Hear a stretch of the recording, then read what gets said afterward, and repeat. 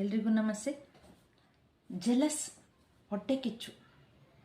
ಈ ಹೊಟ್ಟೆ ಕಿಚ್ಚು ಏನು ಅಂದರೆ, ನಮ್ಮನ್ನು ಬೇರೆಯವರೊಂದಿಗೆ ಕಾಂಪಿಟೇಷನ್ ಮತ್ತು ಕಂಪ್ಯಾರಿಸನ್ ಮಾಡಿಕೊಂಡಾಗ ಈ ಜೆಲಸ್ ಬರುತ್ತೆ. ನಾವಿಲ್ಲಿ ಬಂದಿರೋದು ಕಾಂಪಿಟೇಷನ್ ಮಾಡೋಕ್ಕ ಅಥವಾ ಬೇರೆಯವರೊಂದಿಗೆ ಕಂಪ್ಯಾರಿಸನ್ ಮಾಡ್ಕೊಳಕ್ಕ? ನಾವಿಲ್ಲಿ ಬಂದಿರೋದು ನಮ್ಮನ್ನು ನಾವು ಇಂಪ್ರೂವ್ ಮಾಡ್ಕೊಳ್ಳಿಕ್ಕೆ. ಹಾಗಾದರೆ ಕಾಂಪಿಟೇಷನ್ ಮಾಡೋದು ತಪ್ಪಾ? ಕಾಂಪಿಟೇಷನ್ ಇಲ್ದಲೆ ನಾವು ಹೆಂಗೆ ಮುಂದೆ ಬರ್ಬೋದು ಅಂತ ನೀವು ಕೇಳ್ಬೋದು. ಕಾಂಪಿಟೇಷನ್ನ ಮಾಡಬೇಕು.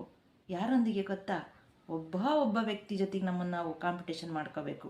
ಅದು ಯಾರಪ್ಪ ಅಂದರೆ, ನನ್ನ ಜೊತೆ ನಾನೇ ಕಾಂಪಿಟೇಷನ್ ಮಾಡ್ಕೋಬೇಕು, ನಿಮ್ಮ ಜೊತೆ ನೀವೇ ಕಾಂಪಿಟೇಷನ್ ಮಾಡ್ಕೋಬೇಕು.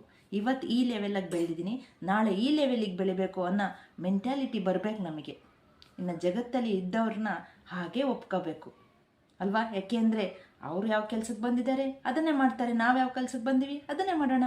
ಏನಂತೀರಾ? ಧನ್ಯವಾದ. Thank you.